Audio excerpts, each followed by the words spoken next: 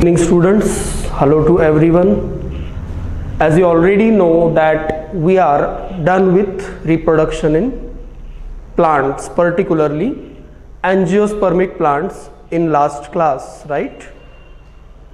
Okay, as we are discussing on daily basis that what we have learned, okay, again we will do it for one more time, okay, before we start with anything new, okay.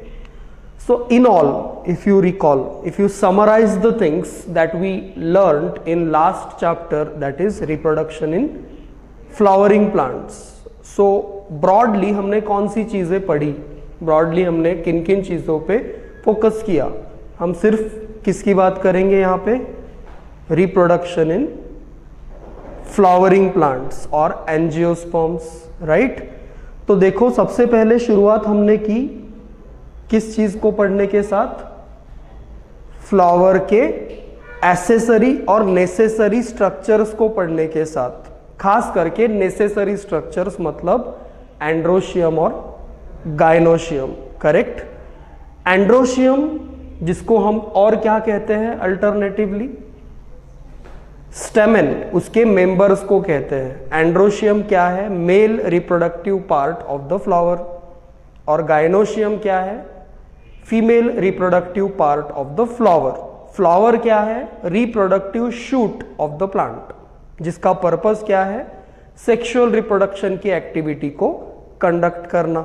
और इसीलिए flower में क्या पाया जाता है, male और female reproductive system in the form of androecium and gynoecium, both और any one of them depends कि फ्लावर इज बाइसेक्सुअल और यूनिसेक्सुअल, करेक्ट। तो androecium members are stamens that consist of filament and anther. Gynoecium members are called carpel. They are consisting of stigma style and ovary within which ovules lie on a placenta, correct. This is what we have discussed in detail first step, right. Then we moved on to the discussion about how the male and female gametophyte is formed. Like male gametophyte is nothing but mature pollen grain, correct, or microspore that is derived from pollen mother cell inside anther. We have described the whole detailed structure of anther along with its different layers and other things. Then we described how exactly the male gametes are formed. If you can tell me, you should, ki what is the cell, name of a cell that gives rise to male gametes in case of angiosperms. Which cell gives rise to male gametes? No. Which cell gives rise to male gametes directly? Generative cell, right? Pollen mother cell gives rise to microspores or pollen grains. Pollen grain then divides asymmetrically to form two different cells, that is vegetative, large vegetative cell and small generative cell. This is what you call two-celled stage pollen grain, which is usually pollinated. Recall the things, right? Generative cell then gives rise to two male gametes or male nuclei. That's how you say male gametophyte is formed. What is the purpose of vegetative cell? Its function is to form pollen tube through which will be carried the male gametes that are formed from generative cell, correct? The siphonogamy is a name used for the process or phenomenon of transfer of male gametes using pollen tube. As a phenomenon, it is called siphonogamy, as I said, as we discussed, right? What is porogamy? Entry of pollen tube through micropylar end is called porogamy. Good. What are other two ways to enter the pollen tube? Chalazogamy and mesogamy. That is what, chalaza के through या integuments के through, correct. Which cells helps the pollen tube to enter into embryo sac? Synergids. What is the special processes inside them are called filiform apparatus. Fusiform nahi, filiform apparatus. These are finger like processes that are present inside synergids. Synergids कौन से and पे present होती है? Micropylar and पे, आजू बाजू किसके? Egg cell या ऊस्पियर के, बराबर। उसके बाद अगर हम पूछे कि एम्ब्रियो सैक कौन सी सेल से बनता है? फंक्शनल मेगास्पोर से। क्या बोलोगे? Embryo sac is formed from functional megaspore. The functional megaspore is usually the lower megaspore cell because upper three degenerate out of the 4 megaspores formed from megaspore mother cell MMC inside nucellus, that is as a part of ovule. Correct? That functional megaspore undergo how many mitotic divisions to give rise to an ideal embryo sac? 3 mitotic divisions, that is resultant into 8 cells. 1 से 2, 2 से 4, 4 से 8. 3 mitotic divisions will give rise to 8 celled structure, that is what you call female gametophyte or embryo sac. Correct? Which is formed inside ovule. Usually, ideally, 1 embryo sac forms per ovule, but there can be more than 1 embryo sac per ovule. कल ही पढ़ा। कौन सी polyembryony?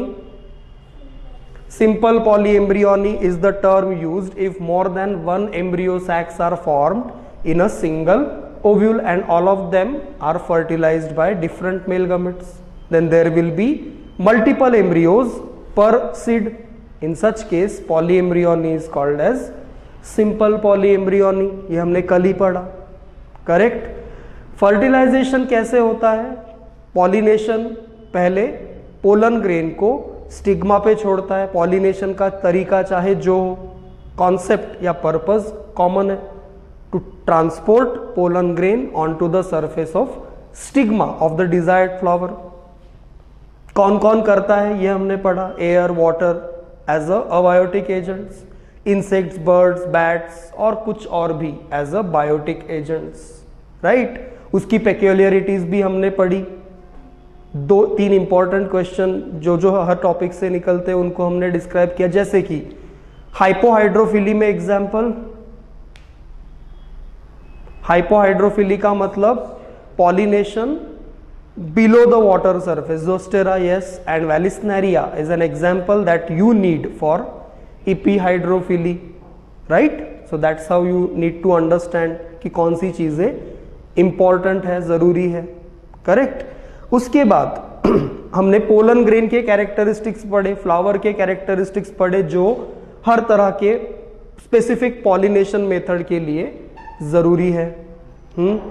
Pollination होने के बाद pollen tube कैसे generate होती है और मेल गमिट्स कैसे फीमेल गमिट तक कैरी होते हैं, ये हमने पढ़ा फर्टिलाइजेशन के अंडर।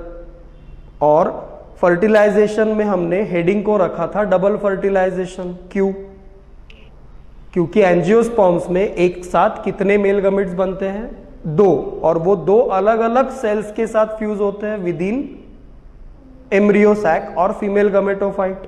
पहला मेल गमिट फ्यूज होता है टू फॉर्म जाइगोट और दूसरा मेल गमिट फ्यूज होता है to form primary endosperm nucleus. Zygote किसका प्रिकर्सर है? एम्ब्रियो का। पेन किसका प्रिकर्सर है? एंडोस्पर्म का। एम्ब्रियो का काम क्या है? अगली जनरेशन प्रोड्यूस करना। एंडोस्पर्म का काम क्या है? न्यूट्रिशन प्रोवाइड करना। बराबर। इंटेग्यूमेंट्स का कन्वर्शन पैरेलली किस में होता है? सीड कोट में। और इस तरह से जाइगोट से एम्ब्रियो, पेन से एंडोस्पर्म और इंटेग्यूमेंट से सीड कोट, मतलब कंप्लीट सीड बनती है। अब एंडोस्पर्म ऑप्शनल है। अगर एंडोस्पर्म सीड की मैच्योरिटी तक बचा हुआ हो तो ऐसी सीड को हम एंडोस्पर्मिक या अल्बुमिनस सीड कहते हैं। अगर नहीं बचता, पूरी तरह से खत्म हो जाता है, तो यूजुअली हम ऐसी सीड को एक्स अल्बुमिनस और नॉन एंडोस्पर्मिक सीड कहते हैं। एंडोस्पर्म बनता नहीं, ये कॉन्सेप्ट गलत है, बताया था। सभी में बनता है, बचता है या नहीं इस पे डिपेंड करेगा कि सीड अल्बुमिनस है या एक्स अल्बुमिनस है। करेक्ट? कॉटिलिडॉन्स एक है या दो है, इस पे निर्भर करेगा कि एंजियोस्पर्मिक सीड को हम मोनोकॉट सीड कहे या डाइकॉट सीड कहे। नाम से समझ में आ जाता है, मोनो मतलब सिंगल कॉटिलिडॉन, डाई मतलब टू कॉटिलिडॉन्स। स्कुटेलम किसका नाम है? मोनोकॉटिलिडॉनस सीड्स में present single large massive cotyledon को स्कुटेलम कहते हैं, और उसके मुरझाए हुए भाई को, बहन को क्या कहते हैं? मतलब सेकेंड कॉटिलिडॉन जो डेवलप नहीं हो पाता उसे इपीब्लास्ट कहते हैं। सीड के डायग्राम में मेंशन्ड है, पढ़ा है, राइट। जबकि डाइकॉट्स में सीधा सीधा हम कॉटिलिडॉन्स कहते हैं क्योंकि वो इक्वल साइज्ड एंड शेप्ड होते हैं, करेक्ट। प्लूम्यूल और रेडिकल ये दो इंपॉर्टेंट रीजन्स है किसी भी एम्ब्रियो के। प्लूम्यूल से शूट अराइज होता है और रेडिकल से रूट सिस्टम अराइज होती है। ओके, इसकी details will see in morphology. Is it okay? Now अगर हम आगे जाके देखें तो हमने क्या पढ़ा, जाइगोट से एम्ब्रियो कैसे बनता है एम्ब्रियोजेनेसिस के हेडिंग के अंदर, और पेन से एंडोस्पर्म कैसे बनता है, कितने टाइप का होता है, nuclear, cellular and helobial endosperm, उसको एग्जाम्पल्स के साथ पढ़ा। फिर हमने चीज़ों को कंक्लूड किया फ्रूट फॉर्मेशन और उससे रिलेटेड डिटेल्स के साथ जो कल हमने पढ़ी। फ्रूट फॉर्मेशन, पार्थेनोकार्पस फ्रूट किसको कहा जाए, ट्रू फ्रूट किसको कहा जाए, फॉल्स फ्रूट किसको कहा जाए, मतलब यूकार्प एंड सूडोकार्प कैसे डिफरेंशिएट किया जाए, what is the basis, whether it's wall और edible portion is formed from ovary wall और not is the basis for mentioning certain fruit as true और false, right? While parthenocarp is something where fruit is formed because of the direct development of ovary without fertilization. So parthenocarpic fruits are ideally seedless, right? Because they are formed irrespective of the process of fertilization due to direct development of ovary. As I said, auxins and gibberellins are the phytohormones or plant hormones that can artificially induce parthenocarpy in many cases. Means you can induce some ovary to form fruit directly without fertilization event by using these two hormones, auxins and gibberellins, right? And lastly we concluded the things with some topics like apomixis, agamospermy and vegetative propagation, apomixis के दो types and polyembryony. तो ये nutshell में हमने अभी जो भी 10-15-20 minute में डिस्क्राइब किया वो क्या था, एक brief discussion about what we learned overall in last chapter जो हम कई दिनों से पिछले पढ़ रहे हैं, राइट? रिप्रोडक्शन इस मॉड्यूल के अंदर, मॉड्यूल का मतलब बहुत सारे चैप्टर्स का सेट या एक तरह के कई सारे चैप्टर्स का सेट। रिप्रोडक्शन इस मॉड्यूल के अंदर अगर हम देखें तो हमने सबसे पहले रिप्रोडक्शन को इन जनरल पढ़ा है, थोड़ा और पीछे जाके याद करो। उसके बाद हमने असेक्सुअल रिप्रोडक्शन के सारे पॉसिबल तरीकों को अभी लॉस्ट हुआ जस्ट हो गया, established, okay. So why I am saying this कि what we have learned okay in the past, because see your syllabus has changed this year only, right? This year means this year, okay, you are the one who got new syllabus after 6 to 7 months of your session is over in last year। 11th में तुमको नया syllabus कब मिला? Near दिसंबर के आसपास, है ना? दिसंबर जनवरी में तुमको पता चला कि तुम्हारे चैप्टर्स इधर उधर हुए हैं, शिफ्ट हुए हैं, तो हमको थोड़ी स्ट्रैटेजी चेंज करनी पड़ी। नाम भी कुछ चैप्टर्स के चेंज हुए फॉर अ चेंज, राइट? तो अभी इस चैप्टर का प्रीवियस सिलेबस में नाम हुआ करता था रिप्रोडक्शन इन ह्यूमंस, जो हम अभी पढ़ना शुरू करने वाले हैं। इस चैप्टर का किसी ज़माने में नाम हुआ करता था रिप्रोडक्शन इन ह्यूमंस और यू से ह्यूमन रिप्रोडक्शन। अब इसको थोड़ा इलेबोरेट करके क्या कर दिया गया है, ये क्लियर होना चाहिए, दैट्स वाई ये सिली चीज हम यहां लिख रहे हैं, नहीं तो फिर कुछ क्वेरी हो सकती है, अरे चैप्टर तो ये है, पढ़ा तो सर ने वो दिया, ये तो सिलेबस में ही नहीं है, ऐसा ना हो इसलिए 5 मिनट का काम है। क्या नाम है चैप्टर का? Reproduction in lower and higher animals. देखो नाम बड़ा जबरदस्त है, ठीक है। तो ये लोअर एनिमल्स मतलब कौन? तो तुम्हारे सिलेबस के हिसाब से लोअर एनिमल्स सिर्फ 2 ही है दुनिया में, एक है स्पॉन्जेस और दूसरे हैं सिलेंटरेट्स। ये कौन है? दोनों फाइलम्स है किंगडम एनिमैलिया के। किंगडम एनिमैलिया के अंडर कई सारे फाइलम्स आते हैं, ठीक है। तो उसमें से लोअर फाइलम्स है 2। सबसे पहला, इससे नीचे कोई फाइलम है ही नहीं, these are the lower most animals, जिनको हम स्पॉन्जेस, अच्छा ज्यादा फेमस नाम ये है पॉरीफेरा। पोर्स वाली बॉडी या छेदों वाली बॉडी होती है, इसलिए पॉरीफेरा नाम पड़ा। और उसके बाद सेकंड नंबर का लोअर फाइलम है सिलेंटरेटा। तो इन 2 एनिमल्स में ये कौन है?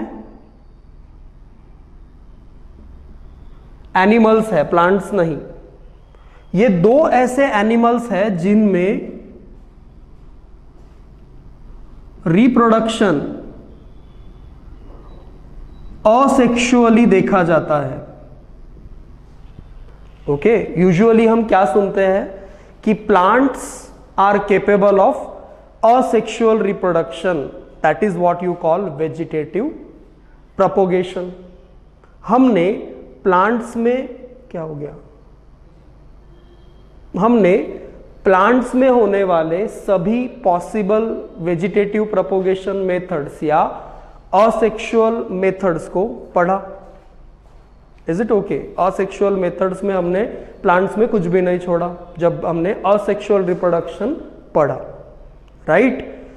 उसी में हमने एनिमल्स वाले रिप्रोडक्शन के तरीकों को, कौन से रिप्रोडक्शन के तरीकों को? असेक्सुअल रिप्रोडक्शन इन एनिमल्स को भी वहीं पे कवर किया है, if you recall.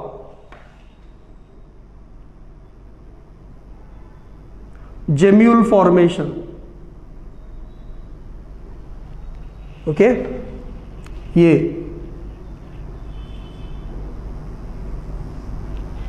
something like this. Here are the cells,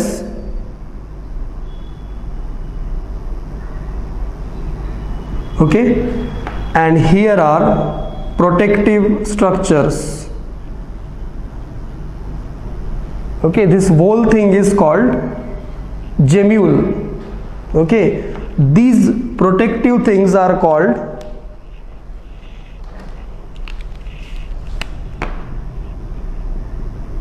spicules, if you recall, and these cells are called archaeocytes. And we discussed there that whenever unfavorable conditions are experienced, then some organisms like sponges, poriferans, okay, develops the structures called gemmules. These structures have cells inside them called archaeocytes and well protected with the help of spicules made up of silica, right. These spicules protect the whole structure, and whenever favorable conditions occur, these archaeocytes gives rise to new sponge body or new poriferan body. So that's how the members of porifera kingdom, not kingdom, phylum, okay, propagates asexually by structures like gemmules. Is it okay? Getting the thing? Similarly, coelenterates, particularly members of phylum Coelenterata like Hydra, the well known animal Hydra, okay, propagates asexually by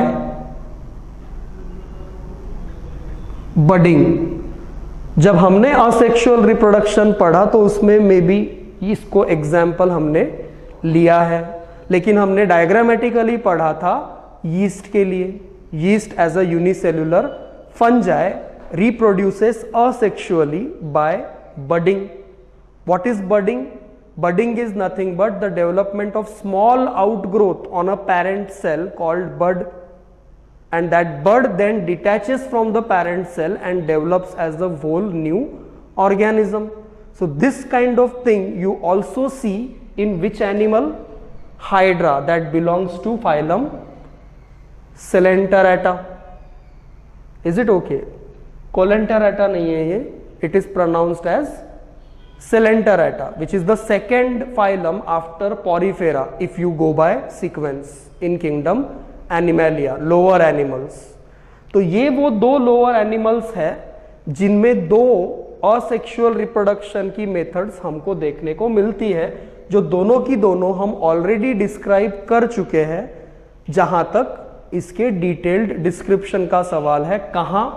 तो very initial classes of reproduction, जहां हमने पढ़ा था asexual reproduction methods in all total, right.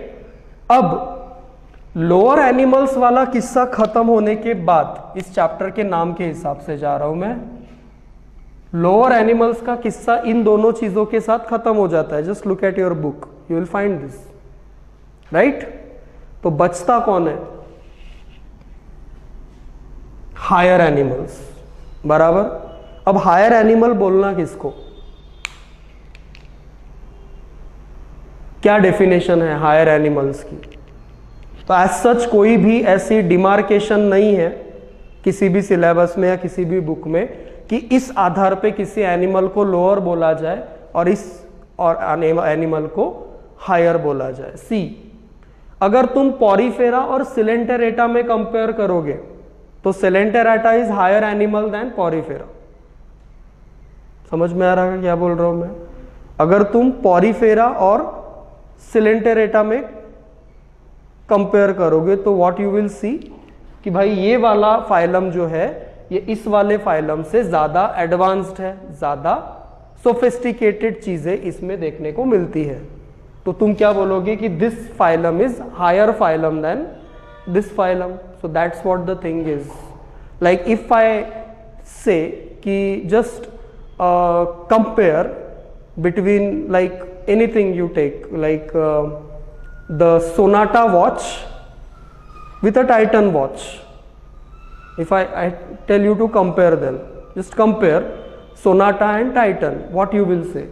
The Titan is higher than Sonata. Both are Tata brands, but Sonata is for some like who want to wear premium but can't afford, so they buy Sonata, right?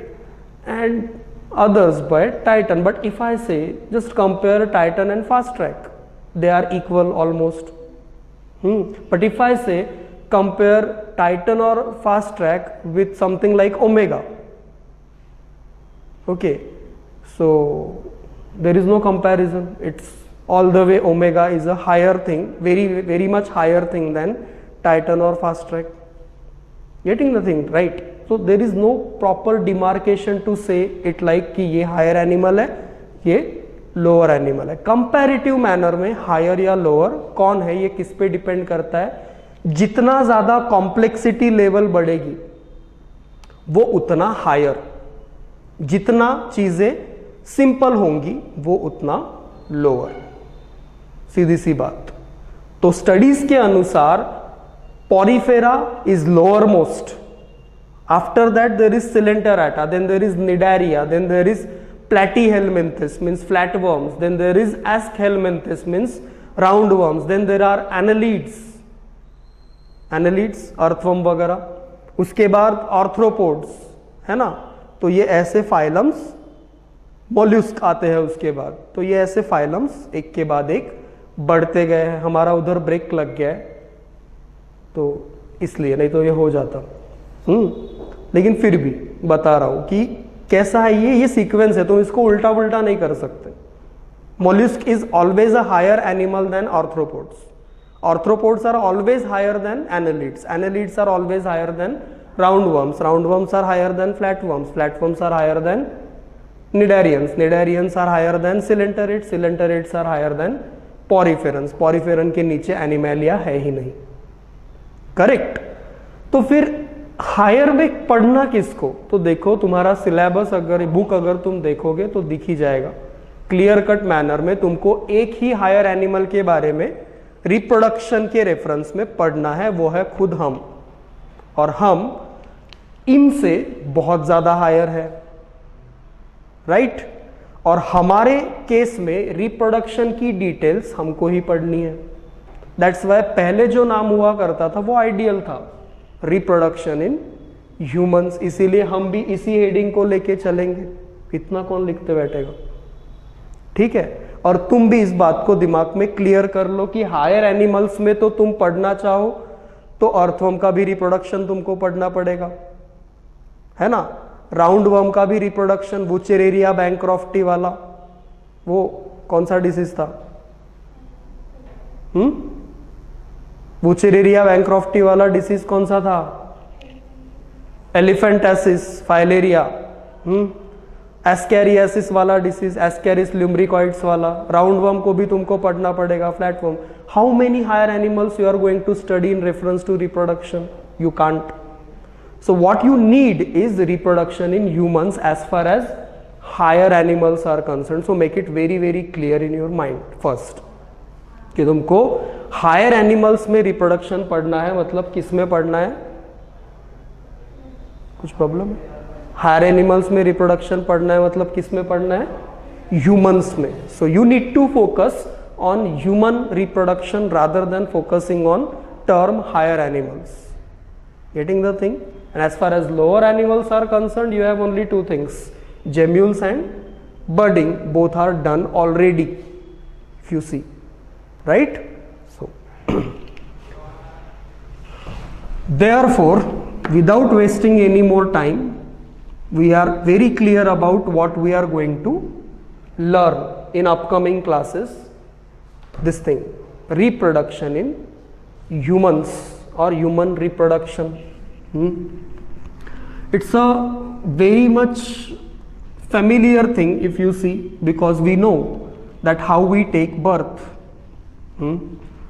हमको पता है कि हमारा जन्म कैसे होता है, सबको पता है, खुद का जन्म कोई देखता नहीं, बट पता सबको है कि how we take birth through our mother's womb, है ना, जिसको हिंदी में बहुत सारी फिल्मों में डायलॉग में क्या बोलते हैं, माँ की कोख से जन्म लेते हैं हम. दैट कोख इज नथिंग बट वोम्ब, गर्भाशय, which is technically a uterus. Is it okay? अब ये सब आएगा जैसे जैसे हम इस चैप्टर में आगे बढ़ेंगे, लेकिन आपको तो पता है कि हम टेक्निकलिटीज को डायरेक्टली हाथ लगाते हैं क्या? नहीं, थोड़ा सा माहौल क्रिएट करना होता है ना. शादी में डायरेक्ट कैसे थोड़ा सा वो आते हैं ना बजाने वाले, वो आने के बाद थोड़ा फिर शुरू कर देते हैं आरती, बता देते हैं कि हम आ गए, फिर थोड़ा थोड़ा माहौल क्रिएट होता है, फिर लोग अपने हाथ पैर हिलाने लगते हैं, फिर सबको डांस आ जाता है. That's what you call environment creation. So we need to create some environment, right? We need to create some basic concept in our minds so that we can understand what we are going to learn. That's very important. So let's start with the basic thing. We have already learned what kind of things were there in reproduction in flowering plants, right? तो sexual reproduction flowering plants में कैसे हुआ, अगर एक line में बताना हो तो मेल गमिट बना, फीमेल गमिट बना, दोनों फ्यूज हुए, जाइगोट बना, जाइगोट से एम्ब्रियो बना, एम्ब्रियो को जिसने भी जैसे भी बोया उससे नया प्लांट निकला, रिप्रोडक्शन खत्म हो गया। रिप्रोडक्शन का पर्पस सार्थक हो गया। रिप्रोडक्शन का पर्पस क्या है? नया इंडिविजुअल प्रोड्यूस करना। जैसे ही सीड को बोने के बाद उससे प्लांट निकला, रिप्रोडक्शन सक्सेसफुल हो गया। तो क्या लगता है तुमको, जब हम ह्यूमन रिप्रोडक्शन पढ़ रहे हैं तो जाहिर सी बात है कि ह्यूमन में कोई भी ऐसा तरीका रिप्रोडक्शन का नहीं है जो असेक्सुअल कहलाया जाए। वेजिटेटिव टर्म ही एनिमल्स के लिए यूज नहीं होती।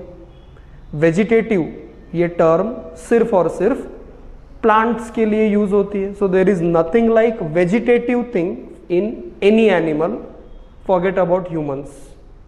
Getting the thing? तो ह्यूमंस में जब असेक्सुअल रिप्रोडक्शन होता ही नहीं तो बचा कौन सा? सिर्फ sexual. Only which mode of reproduction is seen in humans और any higher animals as a whole? Sexual reproduction, right? So you know the basics of sexual reproduction already. What kind of reproduction you call sexual reproduction? Yeah, which is biparental and which occurs by fusion of two opposite gametes. That's what you call sexual reproduction. चाहे वो plants का sexual reproduction हो या humans का sexual reproduction, basic concept कहीं नहीं जा रहा। बेसिक कॉन्सेप्ट यही था और यही रहेगा कि प्लांट में हो या ह्यूमंस में हो, अगर सेक्सुअल रिप्रोडक्शन है तो उसमें गमिट्स फॉर्म होंगे दो अपोजिट सेक्सेस में और उनका फ्यूजन होकर जाइगोट बनेगा और उस जाइगोट से ही नया इंडिविजुअल बनेगा फ्यूचर में।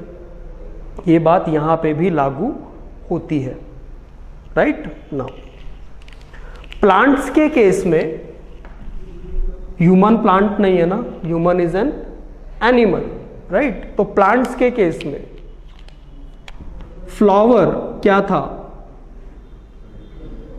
रिप्रोडक्टिव शूट था, मतलब specially designed for the purpose of reproduction. तो फ्लावर के दो टाइप्स जो हम बता सकते हैं, वैसे तो 3 टाइप्स होते हैं, न्यूट्रल फ्लावर्स भी होते हैं, बट रिप्रोडक्शन के कंटेक्स्ट में न्यूट्रल फ्लावर्स का कोई एग्जिस्टेंस नहीं, क्योंकि वो होते ही न्यूट्रल है।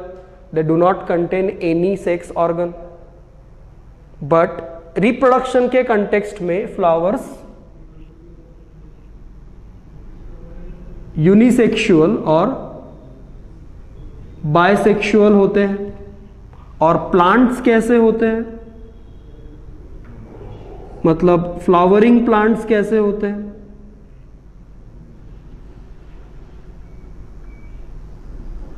मोनोएशियस और डायोशियस होते हैं। ये कॉन्सेप्ट तुमको बहुत अच्छे से समझाया था। प्लांट को तुम यूनिसेक्सुअल प्लांट या बायसेक्सुअल प्लांट कहते हो क्या?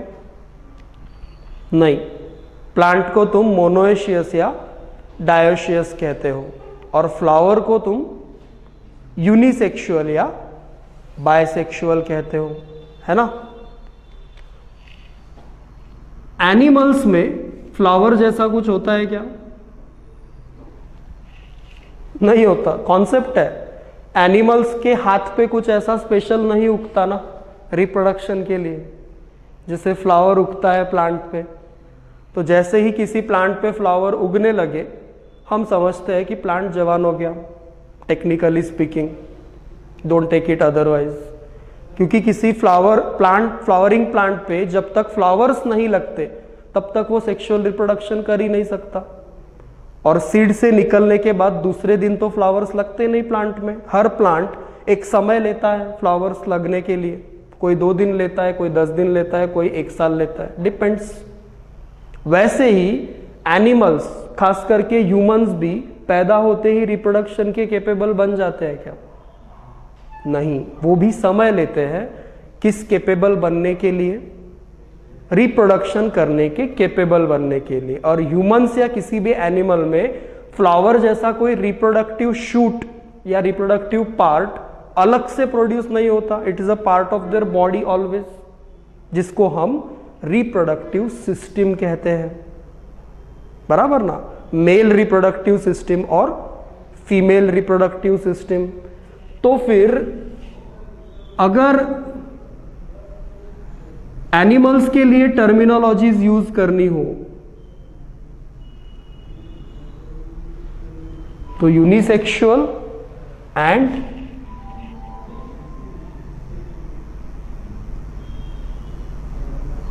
हर्मैफ्रोडाइट याद रखना। What will be the terminologies that you use for animals including humans? If an animal, any type of animal including humans, have only one of the two types of reproductive systems in a body, means either male or female reproductive system, then an animal is simply said to be unisexual animals. So humans are mostly unisexual animals, right? Means humans are either males or females, right? We are males, she is a female, right? On what basis we differentiate this? Now here is the concept, but before that just understand hermaphrodites किसको कहे। यहां पे human नहीं लिखा है मैंने, human के दो टाइप्स नहीं है, ये एनिमल्स के दो टाइप्स है, ह्यूमन इस टाइप में आता है ना। हर्मैफ्रोडाइट ये किसके लिए यूज की जाने वाली टर्म है? बायसेक्सुअलिटी इन animals is denoted by the term hermaphrodites. There are certain animals who have both male and female reproductive system in a same body. Like commonest example is earthworm, है ना। earthworm ये common simple example है ऐसे animal का जिसकी body में तुमको दोनों ही रिप्रोडक्टिव सिस्टम्स मिलेंगी, मतलब मेल रिप्रोडक्टिव सिस्टम भी और फीमेल रिप्रोडक्टिव सिस्टम भी। It's like a bisexual flower. तो इसको टेक्निकली करेक्ट टर्म डिनोट करने के लिए किसी भी एनिमल में जो बायसेक्सुअल है, कौन सी टर्म यूज होती है? Hermaphrodite. Humans are not, humans are unisexual. They either have male reproductive system or female reproductive system. So they are said to be unisexual animals, and denote ourselves as either male or female. But my question was, what is the basis, general basis that we use to differentiate? थोड़ा difficult हो रहा हो तो और simple भाषा में बोलते हैं हिंदी में, कि वो क्या आधार है जिस आधार पे हम कहते हैं कि ये इंडिविजुअल मेल है और ये इंडिविजुअल फीमेल है।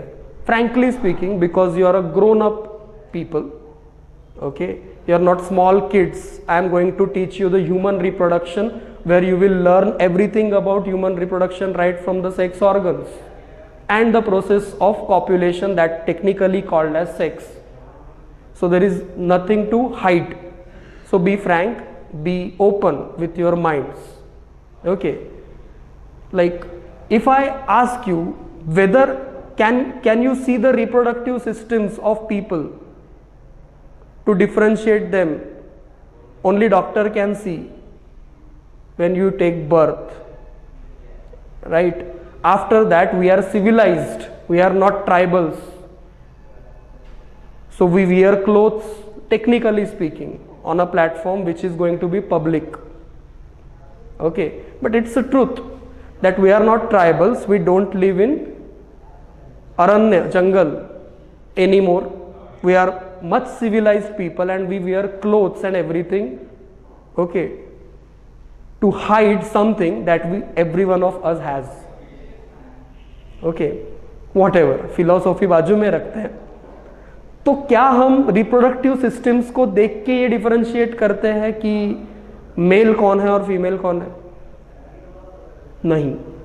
तो फिर ऐसी कौन सी चीज है जो हम यूज करते हैं डिफरेंशिएट करने के लिए between the sexes, mail and female, in case of humans in general? देखो, वही तुमको पढ़ाना है, इसलिए मैं इतना सब बोल रहा हूं। वो चीजें, वो कैरेक्टर्स जिन्हें हम नॉर्मली यूज करते हैं in order to differentiate between male and female of humans, उन्हें कहते हैं सेकेंडरी सेक्सुअल कैरेक्टर्स। टर्म है, नाम है जो तुमको समझाना है। What is the terminology we need to understand? What is the question that we need to address? What is the question that we need to address? What question we are addressing? How we differentiate between male and female sexes. Some individual is male and other is female. On what basis we differentiate this? Just by looking at an individual. So the answer to this is secondary sexual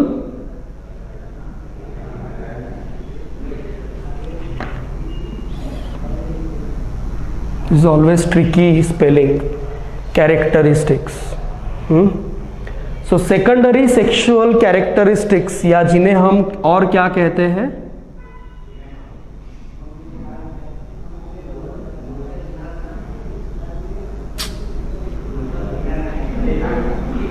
Accessory characteristics are the characteristic features that makes us different. means male and females different humans के case में। और इसीलिए हम खुद को कैसे animals कहते हैं? Humans are sexually dimorphic animals. Like अगर मैं तुम्हारे हाथ में 2 केचुए दूं, केचुआ मीन्स अर्थवर्म्स, केचुआ कहते हैं, मराठी में नाम नहीं लेते हम, छोड़ो। हाँ वही, थोड़ा सा अजीब सा नाम है, गेंडुड़ और समथिंग। तो अभी बहुत मिलते हैं बारिश के दिनों में। तो किसी गेंडुड़ को या किसी केचुए को या अर्थवर्म को उठा के देखो, हाथ से नहीं तो लकड़ी से, हाथ में तो आएगा नहीं, चिकना होता है, फिसल जाता है, क्यूटिकल से कवर्ड होती है उसकी बॉडी। तो क्या तुम उसको देख के बता सकते हो कि ये नर है या मादा, मीन्स मेल है या फीमेल? लॉजिकल बात है, बता सकते हो क्या? नहीं बता सकते। तुम गाय को देख के बता सकते हो, गाय तो मादा ही होती है, बैल बैल है और गाय गाय है, ये बता सकते हो। क्यों? ये तुम जानते हो, ठीक है। As I said, nothing to hide. Earthworm को देख के नहीं बता सकते। क्यों? क्योंकि अर्थवर्म में ऐसे कैरेक्टरिस्टिक्स नहीं है, मॉर्फोलॉजिकल फीचर्स नहीं है जो मेल अर्थवर्म को फीमेल अर्थवर्म से अलग करे। और वैसे भी, as I said few minutes back, earthworm is an hermaphrodite. उसके एक ही बॉडी में मेल और फीमेल रिप्रोडक्टिव सिस्टम्स दोनों है। So you can't differentiate between earthworms and many other animals because they don't show what? Sexual dimorphism. Sexual dimorphism का मतलब है apparent characters से, मतलब दिखने वाले कैरेक्टरिस्टिक्स के आधार पे मेल और फीमेल सेक्सेस को डिफरेंशिएट कर पाना। ठीक है, मेल स्पेसिफिक कैरेक्टर्स और फीमेल स्पेसिफिक कैरेक्टर्स ऐसे हैं जिनके आधार पे हम ये मेल है और ये फीमेल है ऐसा कह सकते हैं। ये जिनमें होता है ऐसे ग्रुप ऑफ एनिमल्स को कैसे एनिमल्स कहते हैं? सेक्सुअली डायमॉर्फिक, जो कि हम हैं। और जिन एनिमल्स में ये नहीं किया जा सकता वो सेक्सुअली डायमॉर्फिक नहीं होते, मतलब उनमें मेल और फीमेल सेम ही दिखता है। ठीक है, कॉकरोच कॉकरोच है। अब कॉकरोच को हम इतना ध्यान से कभी देखते नहीं, लेकिन अगर तुम कॉकरोच को पढ़ोगे तो तुमको समझ में आएगा कि मेल कॉकरोच कैसे पहचानना और फीमेल कॉकरोच कैसे पहचानना। फॉर एग्जाम्पल मैं बता दूं कि मेल कॉकरोच ब्रॉड होता है, फीमेल कॉकरोच पतली होती है। ठीक है ना? तो ये एक फैक्टर हुआ पहचानने का, और भी है, माइक्रोस्कोपिक ऑब्जर्वेशन करेंगे तो और भी है। सो that's how it is. Sexual dimorphism का मतलब समझा? सेक्सुअल डायमॉर्फिज्म किस आधार पे होता है? कैरेक्टर्स के। और उन कैरेक्टर्स को क्या कहते हैं? Mail and female accessory characters और सिंपली सेकेंडरी सेक्सुअल कैरेक्टर्स। तो अब हमको किसके बारे में पढ़ना है? ह्यूमंस के बारे में। तो जाहिर सी बात है हम किनके सेकेंडरी सेक्सुअल कैरेक्टर्स को कंपैरेटिव मैनर में पढ़ेंगे? ह्यूमंस के। हमको बाकियों के साथ फिलहाल लेना देना नहीं है जहां तक इस चैप्टर की बात है। We are going to focus on secondary sexual characters of humans. So let's see होते हैं कि नहीं।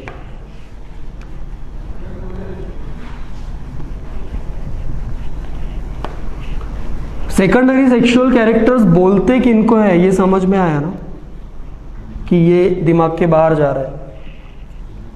हाँ, अभी भी समझ में नहीं आया तो मैं फिर से एक बार और सिंपल भाषा में बता दूं। जिन अपीयरेंट कैरेक्टर्स के आधार पे हम मेल और फीमेल सेक्स को डिफरेंशिएट करते हैं without looking at reproductive system, ऐसे कैरेक्टरिस्टिक्स को सेकेंडरी सेक्सुअल कैरेक्टर्स कहते हैं। मतलब ऐसे कैरेक्टर्स जो सेक्स रिलेटेड है, मेल में है तो फीमेल में नहीं होंगे और फीमेल में है तो मेल में नहीं होंगे, दोनों में अगर होंगे तो अपीयरेंस अलग होगा।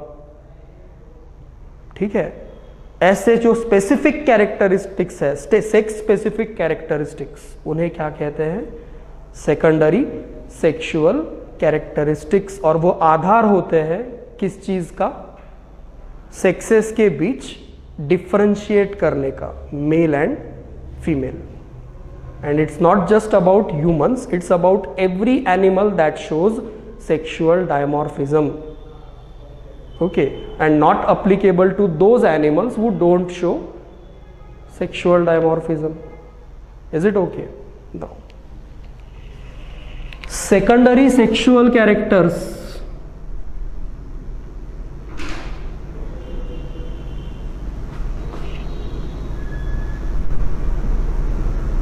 ये अगर हमारा हेडिंग है इन ह्यूमंस, तो इसमें हम एक दो फिक्स्ड हेडिंग रखते हैं, मेल और फीमेल। ठीक है, एक तरफ मेल दूसरी तरफ फीमेल, और एक तीसरा हेडिंग इधर लिख देते हैं,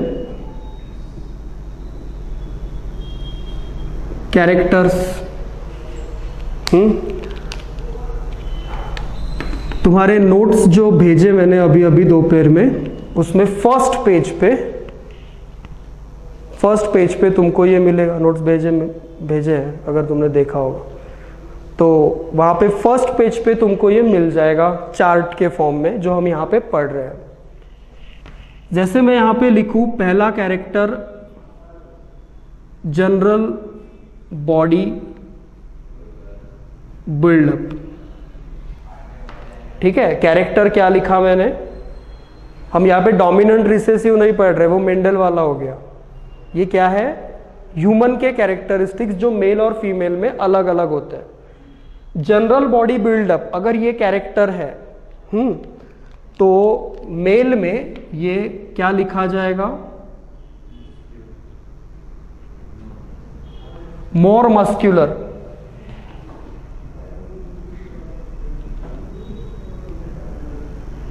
less muscular, right?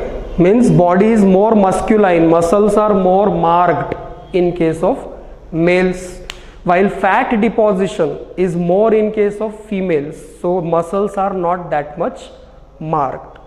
Okay, अब हम उस फीमेल की बात नहीं कर रहे who go gymming and take protein shakes and have a protein diet and show muscles. We are not talking about that female, we are talking about a general female. तो general female के case में क्या होता है, mail से ज़्यादा fat होता है, तो body is not that much masculine if you compare it with male body. That's the differentiating feature at that's why it is called secondary sexual character. Getting the thing, concept समझ में आया? Then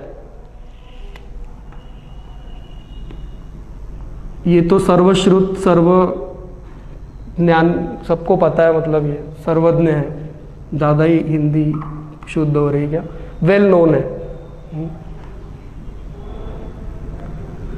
aggressiveness,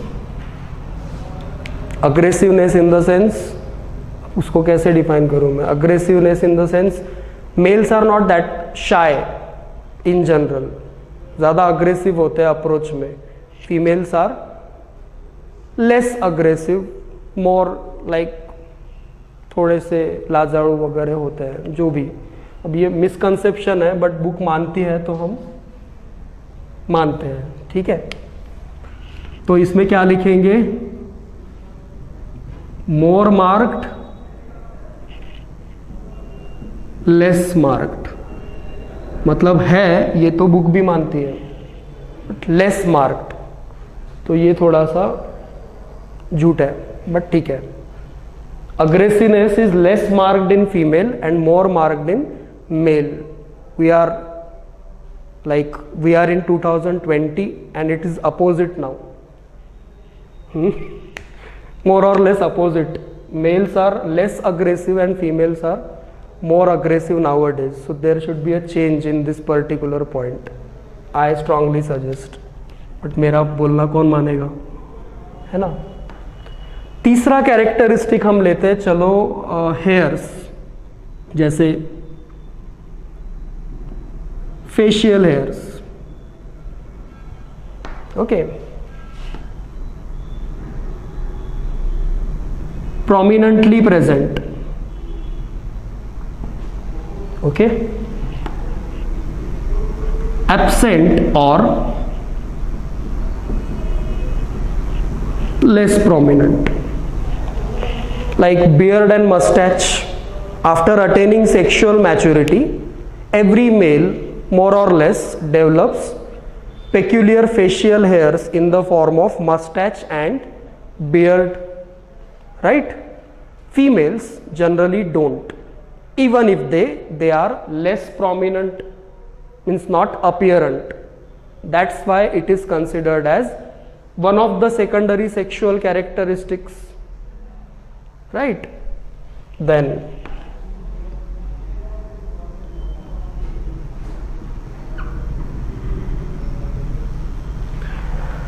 और ये जितने भी characters हम यहाँ consider कर रहे हैं, ये अडल्ट कंडीशन को अटेन करने के बाद के हैं, मतलब बच्चों में नहीं कंपेयर होंगे, बड़ों में. ठीक है ना? जैसे फीमेल्स में मेनिस्ट्रुअल साइकिल शुरू होने के बाद, उसको हम अडल्ट फीमेल कहते हैं. मेल्स में ऐसा कुछ नहीं होता, बराबर. तो मैमरी ग्लैंड्स के केस में तुम सीधा जानते हो चीज को कि mails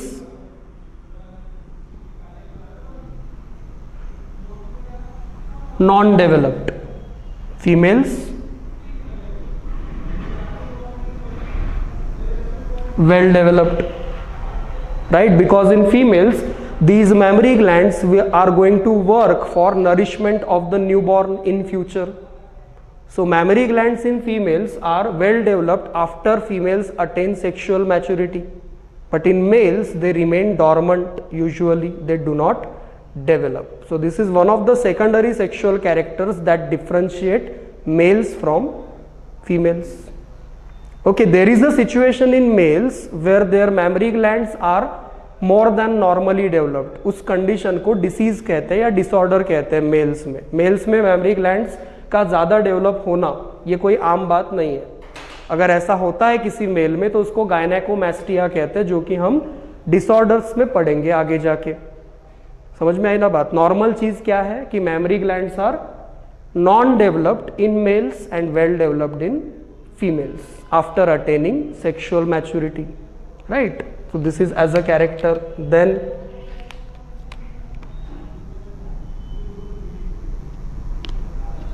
shoulder and pelvis. pelvis समझते हो?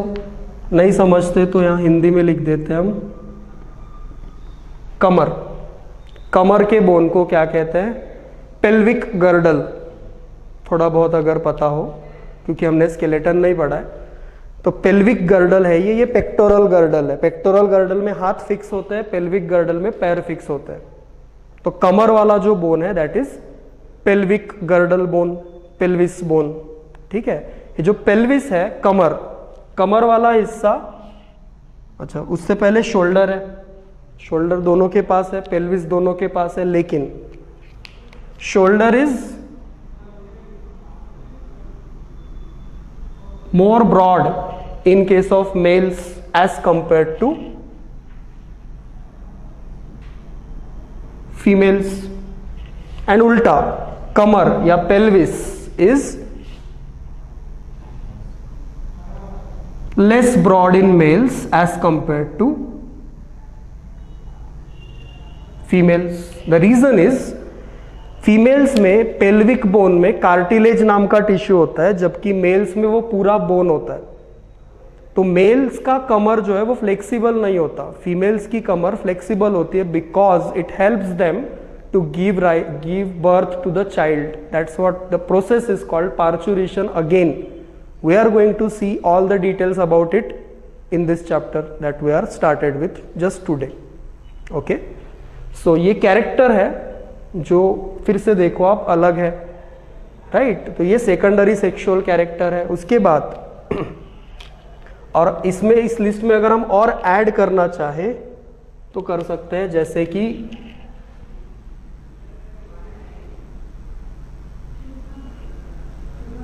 ब्रीदिंग, ओके, और प्रोसेस ऑफ ब्रीदिंग, सांस लेने की प्रक्रिया, ओके। इधर मेल्स है, इधर फीमेल्स है, लेकिन यहाँ पे एरिया कितना कवर होता है? पूरा हो रहा है, पूरा हो रहा है, हाँ। तो मेल्स में ब्रीदिंग इज मेनली एब्डोमिनल। अब ये किसी ने ध्यान नहीं दिया होगा, लेकिन अभी देना जरूर। और इधर मेनली थोरैसिक। मतलब जब कोई मेल सांस लेता है, ब्रीदिंग रेस्पिरेशन हम पढ़ चुके हैं, तो जब मेल कोई सांस लेता है तो उसका पेट अंदर बाहर होता है ज़्यादा, और जब कोई फीमेल सांस लेती है तो उसकी ये रीजन थोरैक्स ज़्यादा अंदर बाहर होता है। तो that's what we call breathing process is mainly abdominal in males and thoracic in females. See, this is a small characteristics, we don't look at it, but it is different. In males it is abdominal, in females it is thoracic. Is it okay? Now 8th, ये भी तुम usually देखोगे, लैरिंग्स इसलिए लिख रहा हूं क्योंकि ये तुमको पता है क्या है, लॉकडाउन में पहला पढ़ा हुआ चैप्टर है ये, ब्रीदिंग एंड रेस्पिरेशन। तो larynx is more prominent in males, less prominent in females. ये देखो, मेल्स में तुमको ज्यादा प्रोमिनेंटली दिखेगा, फीमेल्स में नहीं दिखता, because fat percentage here is more in females. तो यहाँ पे तुमको ये जो लैरिंग्स है, ये लैरिंग्स है ना, ये this is larynx region, this is bone, sorry cartilage, ये ज्यादा प्रोमिनेंटली दिखती है मेल्स में as compare to females. This is another characteristic. Then lastly BMR. BMR मतलब basic metabolic rate, the speed at which things are broken down and formed in your body. मतलब catabolism and anabolic, catabolic and anabolic activity किस rate से चल रही है average में, वो rate मतलब क्या, बीएमआर। अगर हम ग्लैंड की बात करें जो कि हम पढ़ चुके हैं, तो आप मुझे बताओगे कि वो कौन सी ग्लैंड है जो बीएमआर को मेंटेन करने में बहुत इंपॉर्टेंट है। हार्मोनल रेगुलेशन में हम ऑलरेडी इस चीज को पढ़ चुके हैं। Thyroid gland, correct.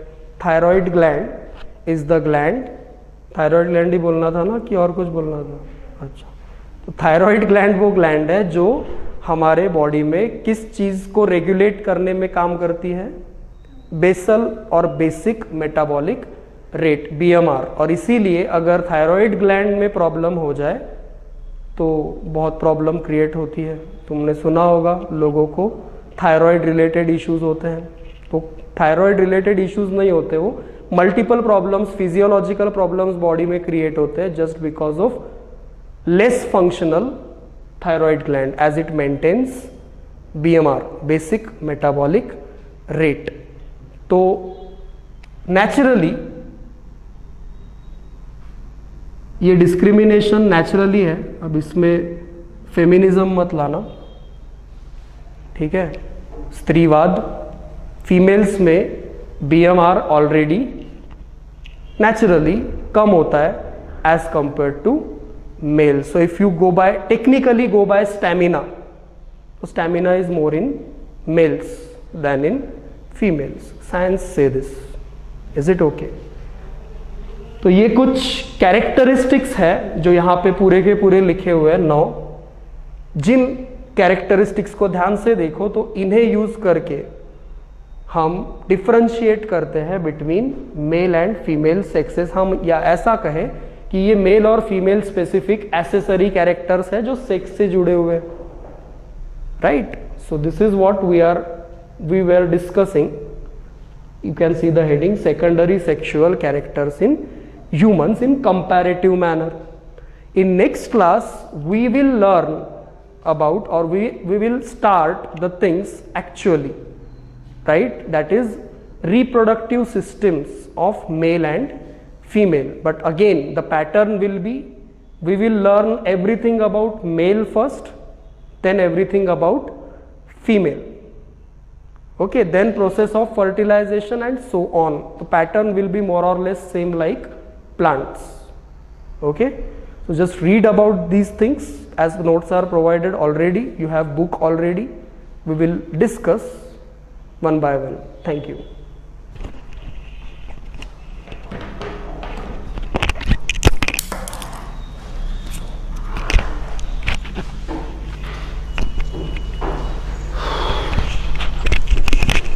डिस्कनेक्ट झालं.